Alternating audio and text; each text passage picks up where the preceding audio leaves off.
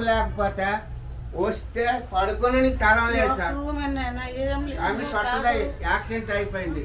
ఆమె ఎట్టాలేదు, నాకు కళ్ళు కనపడవు, నేను ఎట్టాలేను.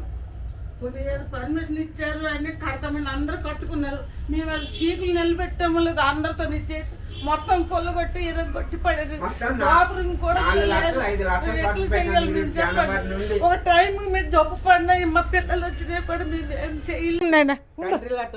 ఉండు కట్టినాం నేను అది అప్పుడు 2 సంవత్సరాలు అయ్యింది.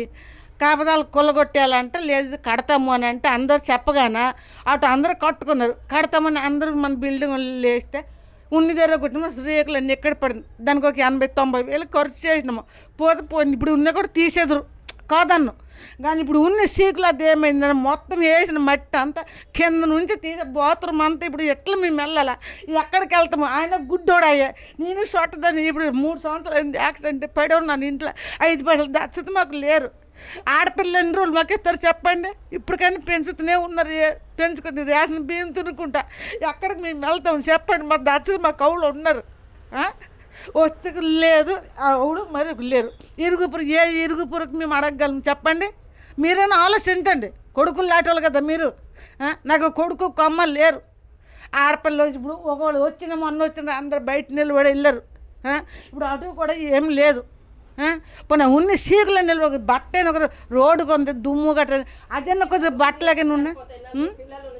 పిల్లలు ఉన్న జాగ్రత్త ఎట్లుంటాము నేను చెప్పండి? పోనీ పోనీ ఆ సీకులు ఎరగొట్టి సీకులు కోస్తుంటే పోనీ అని అని ఉన్న మట్టి అంతా లాగి బాత్రూమ్ ఉన్న పోంగొట్టినారు. మేము ఇప్పుడు డబ్బు ఖర్చు పెట్టి ఎక్కడి నుంచి మేము తెచ్చుకోవాలి? మా కౌడు ఉన్నాడు దిక్కు చెప్పండి పోనీ మీరు.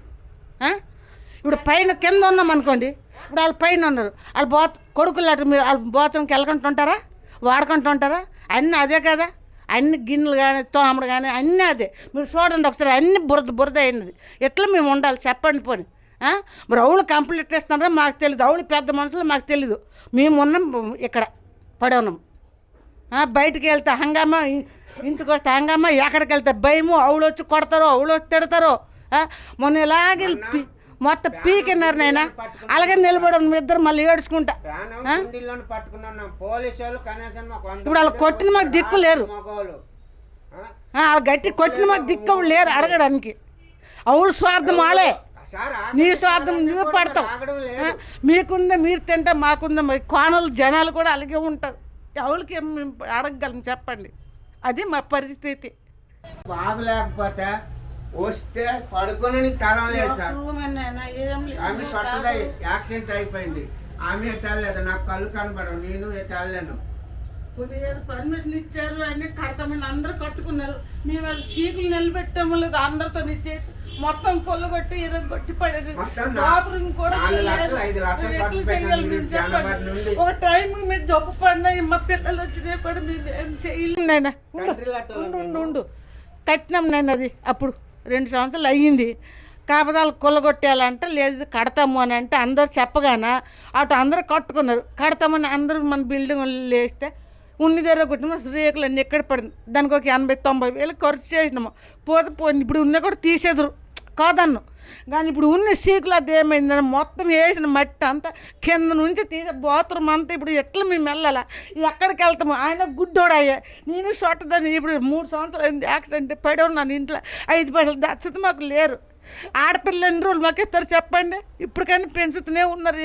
పెంచుకుని రేషన్ బియ్యం తినుకుంటా ఎక్కడికి మేము వెళ్తాం చెప్పండి? మా దచ్చత మా కవులు ఉన్నారు. వస్తే లేదు అవుడు మరి లేరు. ఇరుగుపురు ఏ ఇరుగుపురకు మేము అడగగలం చెప్పండి? మీరైనా ఆలోచించండి. కొడుకులు లాటోళ్ళు కదా మీరు. నాకు కొడుకు కొమ్మ లేరు.